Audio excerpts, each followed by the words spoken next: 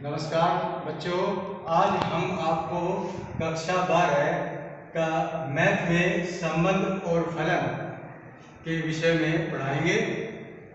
कक्षा 11 में हम आपको संबंध की परिभाषा और कार्तीय गुणनफल पहले ही बता चुके हैं, लेकिन एक बार फिर हम आपको कार्तीय गुणनफल के बारे में बताएं। जैसे माना ए और बी दो समुच्चय हैं जिनके अवयव इस प्रकार से हैं। ए समुच्चय जिसके अवयव है ए कोमा बी, दूसरा समुच्चय है बी जिसके अवयव है 1, 2। तो इनका कार्तीय गुणनफल, कार्टेशियन प्रोडक्ट ऑफ ए और बी का A cross B is equal to क्या होगा। पहले ए के साथ अवयव 1 और 2 का कृमितिम बनाएंगे, फिर अवयव बी के साथ 1 और 2 का कृमितिम बनाएंगे। तो हमारा ए क्रॉस बी होगा ए, 1, ए, 2, बी, 1, बी, 2।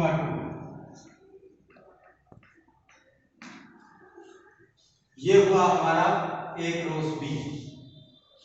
अब आया है हमारा संबंध। संबंध क्या होता है?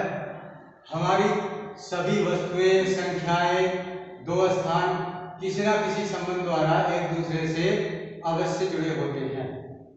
जैसे हमने लिया कि राम दशरथ, लक्ष्मण दशरथ, तो ये किससे जुड़े हुए हैं? पिता। दशरथ जो है राम के भी पिता हैं और दशरथ जो है किसके? लक्ष्मण के भी पिता हैं। तो इनके बीच जो संबंध है हमारा किसका संबंध है? पिता का संबंध है। ऐसी दो समुच्चय हो सकते हैं कि माना ए और बी दो समुच्चय हैं, तो जो अगर समुच्चय ए के अवयव किसी नियम या कथन आर द्वारा समुच्चय बी के अवयव से संबंध हो या जुड़े हों, तो आर उनके बीच एक संबंध कहलाता है। और आर जो होगा, आर सबसेट होगा ए क्रॉस बी, अर्थात आर में ए क्रॉस बी के अवयव होंगे। यहाँ पर हमने ए क्रॉस बी अभी दिखा रखा है। इसमें हम एक संबंध दिखा सकते हैं। आर यहीं से आर हमने लिया ए, 1 और ए, 2। ये एक संबंध दिया है। आर जो है वो सबसेट है ए क्रॉस बी का।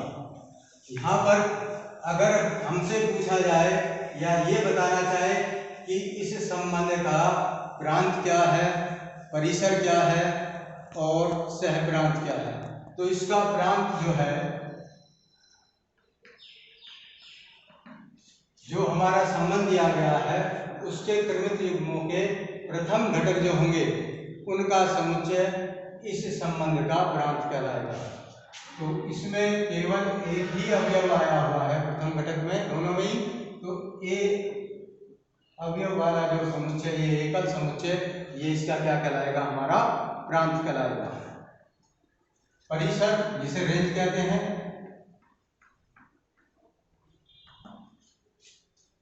इस आर में जो कृमितिम दिए गए हैं उसमें जो द्वितीय घटक होंगे उनका समुच्चय हमारा क्या कहलाएगा? परिसर या रेंज कहलाएगा। तो इसमें दो अवयव आए हुए हैं, 1 आया हुआ है या 2 आया हुआ है, तो 1, 2 ये कहलाएगा हमारा परिसर। अब है इसमें सहप्रांत। सहप्रांत संबंध है ए से बी में। अगर आर हमारा संबंध है ए से बी में, तो आर सबसेट है क्रॉस बी। तो जो हमारा बी पूरा समुच्चय जो है वो कहलाएगा हमारा सहप्रांत।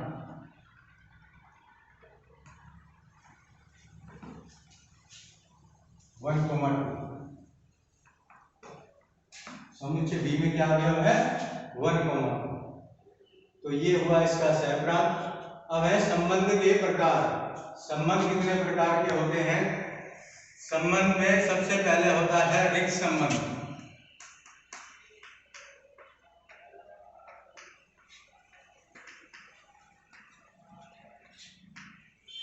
यदि संबंध इस प्रकार है कि उसमें एक भी अवयव न हो, अर्थात A cross B is equal to किसके है, फाई के, तो आर बी यदि क्या बिलोंग करता है, R is equal to phi के, तो ये क्या कहलाएगा, हमारा संबंध एक ऋक संबंध कहलाएगा। दूसरा है इसमें सार्वत्रिक संबंध, यूनिवर्सल रिलेशन।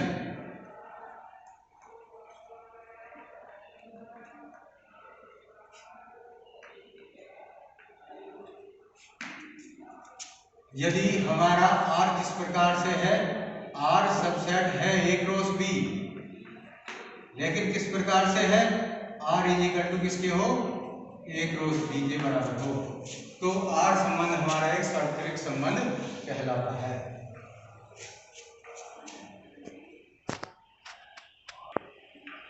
अब आगे है इसमें द्विधारी संबंध, बाइनरी रिलेशन। अगर हमारा R सबसेट है A क्रॉस A, तो R क्या कहलाएगा, एक हमारा द्विधारी संबंध कहलाता है। इसमें पहला है स्वतुल्य।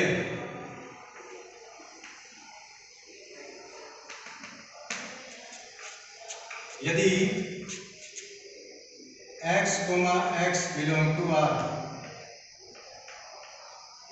और x किसको बिलोंग कर रहा है, x बिलोंग टू A का कोई अवयव है, x R कथन या नियम द्वारा x से ही संबंध है, तो वहाँ संबंध क्या कहलाता है, हमारा स्वतुल्य संबंध कहलाता है। दूसरा है सम्मित संबंध। सम्मित में क्या है, हमने दो अवयव लिए x, y belong to A, दो अवयव हैं x और y A के, और किस प्रकार से जुड़े हुए हैं, x, y belong to R, अर्थात अवयव x संबंध R द्वारा y से जुड़ा है। ऐसा होने पर यदि अवयव y भी संबंध R द्वारा x से जुड़ा हो, अर्थात क्या हो, y, x belong to R हो, तो वहां संबंध कैसा होता है, सम्मित या सिमेट्रिक रिलेशन होता है। तीसरा है इसमें संक्रामक संबंध।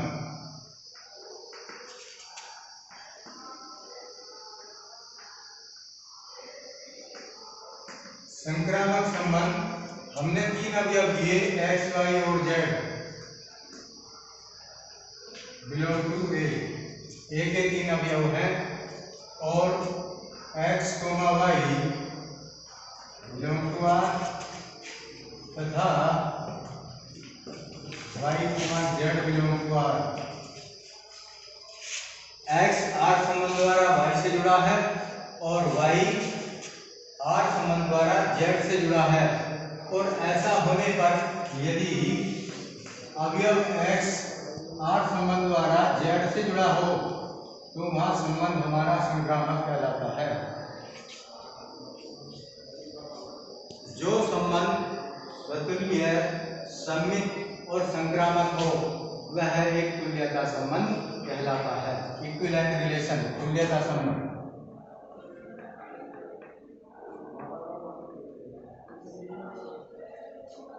तुल्यता संबंध होता है। एक होता है इसमें प्रतिसम्मित संबंध।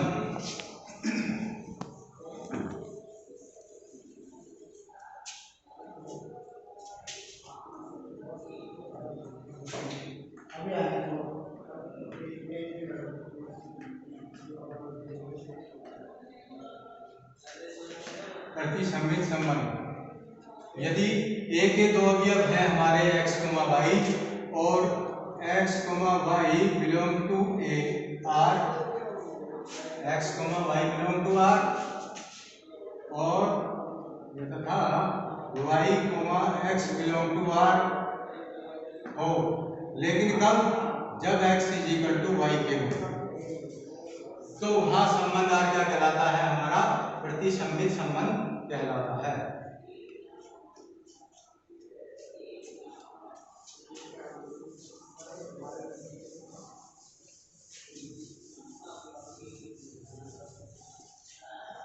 आगे है तत्समक संबंध।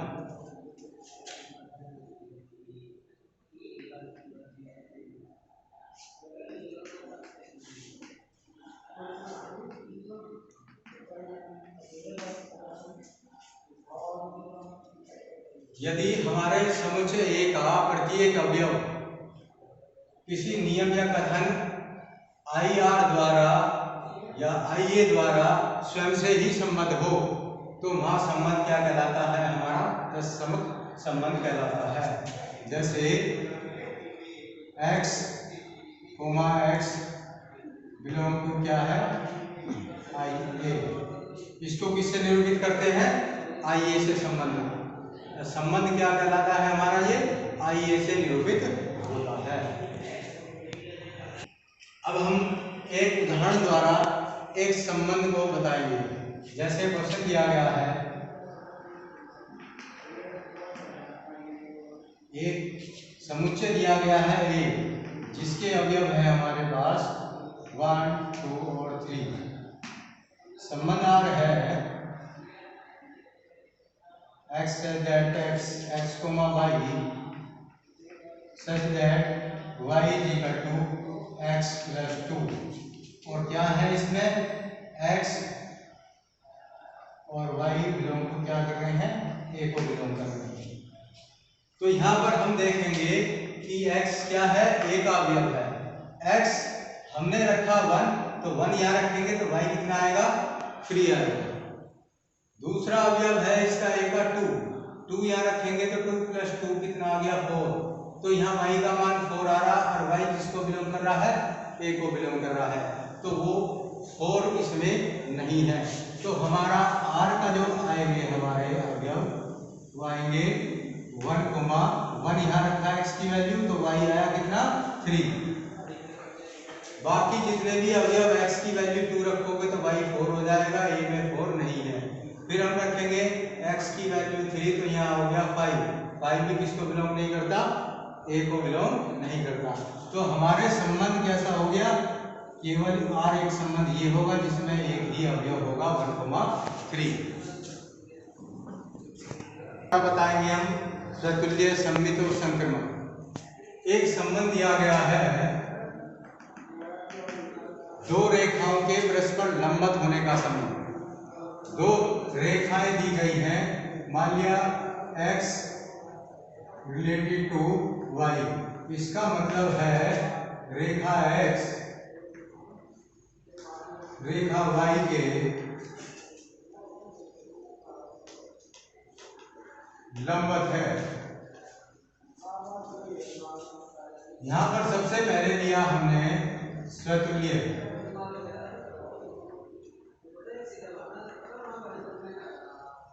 एक रेखा ली हमने, माना एक रेखा x है, तो क्या कोई रेखा x के लंबवत हो सकती है? कोई भी रेखा स्वयं के लंबवत कभी नहीं हो सकती। तो क्या होगा? x के लंबवत नहीं होगी। तो x, बिलोंग टू r, तो क्या होगा? संबंध हमारा स्वतुल्य नहीं है। दूसरा है इसमें सममित। सममित में दो रेखाएं ली, एक x है और दूसरी रेखा y। दो रेखाएं हैं,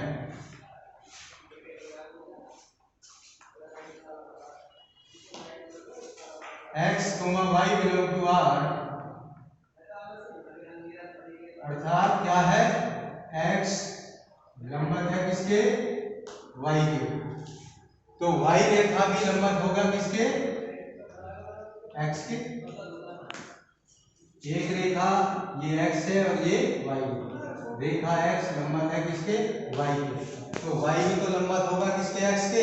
तो यहाँ पर y, x belong to r होगा।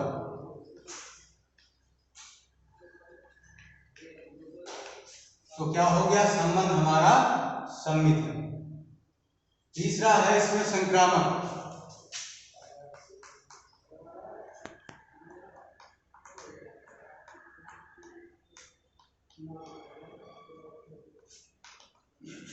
इसमें तीन रेखाएं ली हैं हमने, एक्स वाई तथा जेड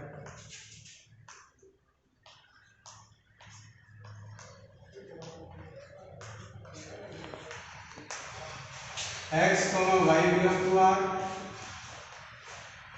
तथा Y Z belong to are.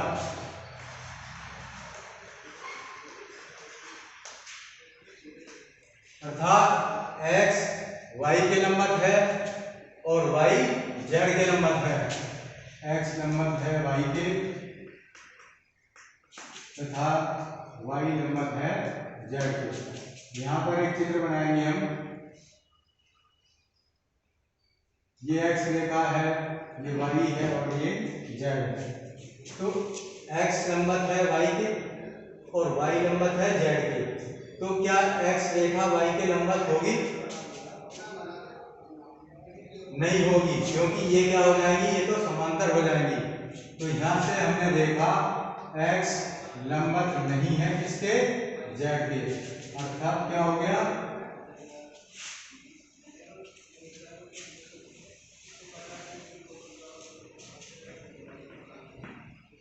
X Z does not belong to R. तो यहाँ क्या होगा, संबंध हमारा संक्रामक नहीं है।